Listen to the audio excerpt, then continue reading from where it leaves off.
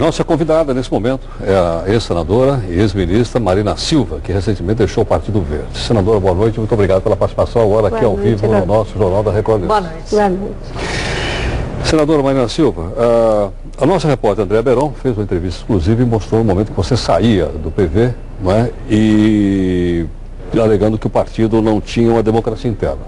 Nós temos em andamento no Congresso Nacional uma reforma partidária. Está sendo discutida uma reforma política para o país. Como é que essa reforma política poderia democratizar os partidos para permitir que os partidos fossem realmente representativos da população brasileira? Bom, primeiro, eu acho, Heródoto, que a gente tem que pensar é o sistema político como um todo. A reforma política não pode estar separada de uma profunda avaliação do que está acontecendo com a política no mundo e no Brasil. A política está mudando, sendo transformada pelos meios modernos de comunicação. E eu diria que existe um Brasil de dentro que está cristalizado dentro desse sistema político que, de certa forma, foi se desdobrando em si mesmo, e os partidos foram se transformando em projetos de poder pelo poder, e há um Brasil de fora, que está demandando participação, transparência e envolvimento. Saiu uma pesquisa recente que diz que 80% da população brasileira não quer mudança no Código Florestal. E 80% dos deputados na Câmara dos Deputados propuseram uma mudança terrível para o Código Florestal. Há um descolamento entre aquilo que a sociedade está sinalizando e aquilo que o sistema político está cristalizando. E como é que a gente faz para colar uma coisa com a outra, então? Como é que as pessoas vão ser representativas da opinião pública brasileira? Eu acho que a própria opinião pública brasileira é que vai desconstruir essa engrenagem que leva a esse descolamento. Aos poucos a gente parece que não está acontecendo nada, mas quando disseram para o Brasil que ia ser um plebiscito na campanha de 2010, a sociedade mostrou que não foi um plebiscito e fez o segundo turno, né? Quando as pessoas diziam que ia ser uma polarização entre a presidente Dilma e o governador Serra, avaliando não os dois candidatos, mas o presidente Fernando Henrique e o presidente Lula, o povo disse que queria um debate para avaliar o Brasil. E, de certa forma, eu me sinto feliz de ter contribuído com isso, porque é a dissolução dessa visão que coloca digamos, o filiado, o eleitor, o cidadão como espectador da política. As pessoas estão querendo ser protagonistas, não querem mais esse como é que ele vai ser protagonista se ele não tem acesso ao seu deputado federal? Ele não tem acesso ao senador, ele não tem acesso ao vereador, ele não encontra esse pessoal na feira livre, nem no supermercado, nem na conta. Como é que ele vai ter acesso? Mas ele tem acesso a si mesmo, ele tem acesso aos meios modernos de comunicação. Eu acho que se a gente olhar o que está acontecendo na Espanha, o que aconteceu no Egito, o que está acontecendo em vários lugares do mundo, o que aconteceu nas eleições, as pessoas colocaram... Lá eles colocaram o governo derrubaram o governo. A senhora está dizendo que vai acontecer mesmo aqui? Não, eu digo que já aconteceu. Aqui no Brasil, o que se manifestou lá, se manifestou na forma de não permitir o plebiscito. As pessoas estão dizendo que já escolheram quem é o candidato oficial de oposição e o oficial de situação... Mas o parlamento não mudou em nada, eles continuam governando de costa para a população. É de costa para a população ainda, mas nós não podemos achar que isso é um estado permanente, não é. Não é? Enganam-se aqueles que acham que o que está acontecendo é uma coisa espasmódica, que é só eu acho que o melhor exemplo de que eles não estão preocupados são esses escândalos que nós estamos envolvendo senador, envolvendo deputado, todo santo dia. E o pessoal está absolutamente tranquilo. Ninguém perdeu o mandato. Não sei. Ninguém foi condenado. Senadora, qual a sua avaliação sobre o governo Dilma até agora? Você não pode julgar a população por aquilo que está acontecendo com as instituições. As instituições serão transformadas pela vontade da sociedade. E eu posso te dizer, não fiquem assustados se daqui a pouco as manifestações que nós temos na Espanha comecem a acontecer no Brasil. Na internet já tem um movimento marcando para 1º de agosto, você já viu isso ou não? Então, não vamos deixar as coisas como se elas estivessem cristalizadas, como se nada estivesse acontecendo. Não é? Saiu uma pesquisa recente agora, chamada Sonho Brasileiro, em que mostra como os jovens estão preocupados com a nova forma de fazer política, com o combate à corrupção. Mas não participam dos partidos? Mas, olha, quem foi que disse que a transformação é só através dos partidos? Quem foi que disse isso? Não é? Eu acho que se a gente pensar, às vezes a gente fala na nova política, mas a gente pensa com as categorias da velha política, certo? Nas categorias da velha política, somente os partidos é que podem fazer a mudança. Eu estou dizendo que os partidos são importantes, continuarão sendo importantes. Agora, da forma como estão, talvez eles decretem cada vez mais o fim da sua importância.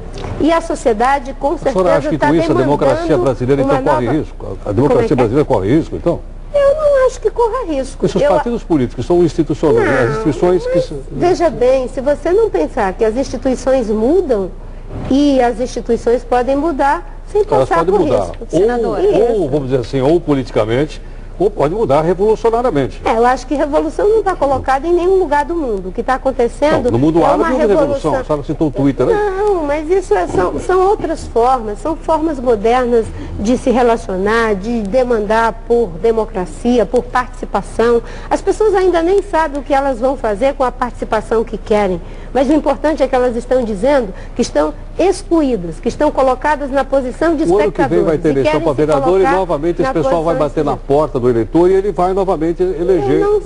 Eu não sei. As pessoas tinham muita certeza nisso que você dizia, que ia ser só um plebiscito. E não foi. As pessoas tinham muita certeza que não ia ter uma eleição em 2 turnos. Portanto que a senhora teve 20 milhões de votos e levou a eleição para o segundo turno. As pessoas tinham muita certeza de que eu não estava crescendo nas pesquisas. As pessoas tinham muita certeza que para ter um desempenho eleitoral como esse é preciso ter muito tempo de televisão, ter aliança com partidos de A a Z, esquecer os compromissos programáticos e fazer os cálculos pragmáticos. As pessoas tinham muita certeza de que se ganha audiência fazendo o embate, e eu dizia que se tinha que fazer o debate. O problema é que a gente usa as velhas categorias para pensar o novo. Talvez a gente precise se desadaptar das linguagens que a gente tem, das estruturas que a gente tem. Eu vi que você estava querendo... Senadora, hoje a senhora está sem partido. Você pretende criar um partido ou se filiar a um outro partido? Olha, eu pretendo participar do movimento e ajudar de alguma pode virar forma. Um partido?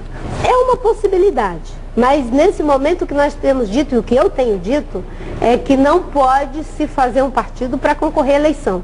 Não se faz um partido para concorrer à eleição. Um partido se faz porque se tem visão de mundo, visão de país, se tem propostas. No passado era assim, senadora. Depois mudou. Exatamente. Agora imagine se os partidos que foram feitos, adensando essas ideias, como foi o PT, como foi o próprio PV e o PSDB, que foi um racha do PMDB, com Mário Covas, com tanta gente que pensou, deu no que deu. Imagine se você fizer só um somatório de interesses. Sonha ainda ser presidente do Brasil? Olha, eu digo isso com muita tranquilidade. Eu não vou ficar na cadeira cativa de candidato a presidente da República. Eu quero contribuir para que a questão da sustentabilidade ambiental, econômica, social e política seja relevante. Se for relevante, o candidato surgirá para essa proposta. E eu quero estar junto. Se vai ser eu não sei. Sinceramente, não sei. Se eu não sei, não posso dizer que serei e nem que não serei. Mas não descarta a possibilidade. Eu não descarto porque eu não sei. Mas eu não vou ficar fazendo as coisas pensando em ser a candidata. Agora, se eu fosse pensar, eu não teria saído do PV agora, iria, de alguma forma, acomodar as coisas pensando no presente. Não ficaria num movimento sem criar logo imediatamente um partido para ganhar tempo. Eu estou dizendo que eu quero fazer um movimento. E quero discutir profundamente a natureza da minha contribuição, Heródoto. Como é que a Marina contribui mais? É na política institucional e na sociedade? É só na sociedade? Mas como é que a senhora vai usar o seu capital político de 20 milhões de votos, né, para ajudar o país a se desenvolver? E a gente se lembra no passado do exemplo da senadora Luísa Helena, que também foi bem votada, que também ajudou a levar uma eleição para o segundo turno, e ela hoje não tem um destaque na política nacional, ainda que tenha posições definidas, concordemos ou não com elas. Olha, primeiro que eu não considero isso um capital que é meu. Eu dizia na campanha que o voto não era da Dilma nem do Serra, era do eleitor. Terminada a eleição, o voto é do eleitor. Ninguém pode privatizar o voto. A pessoa que escolheu votar na senhora votou por uma determinada posição que ela assumiu durante a campanha. Durante a campanha, mas ela votou naquele momento. Agora ela está livre para votar em quem ela quiser novamente. Essa visão patrimonialista do voto tem que acabar. Isso eu dizia na campanha. Então, agora, eu vou trabalhar junto com as pessoas que estão no movimento, pessoas que continuam no PV, como é o caso do Gabeira, pessoas que saíram, que se licenciaram, pessoas de outros partidos, pessoas da academia, a juventude, as pessoas que querem debater o Brasil. Debater o Brasil, debater o desenvolvimento sustentável, debater a educação de qualidade, a ciência, a inovação, a tecnologia, debater a infraestrutura para o Brasil, que está colapsado, debater a política, que também está não colapsada, está completamente estagnada. Não é? Eu dizia na campanha que as conquistas econômicas e sociais que nós tivemos nos últimos 16 anos, elas podem ser perdidas em função do atraso na política. A sociedade, como diz o presidente Fernando Henrique, teve acúmulos, não é? Consensos. Um consenso que levou à estabilidade econômica. O presidente Lula, durante os anos que ficou até ganhar a eleição, estabeleceu o consenso que nos levou a uma boa política social, que eu espero seja aprofundada no governo da presidente Dilma. Agora, qual é o consenso que precisa se estabelecer? Com certeza, da mudança do sistema político, que é o maior atraso que nós temos hoje. Senadora Mariana Silva, muito obrigado pela gentileza, pela participação conosco e pelo debate aqui conosco. Obrigada. Muito obrigado.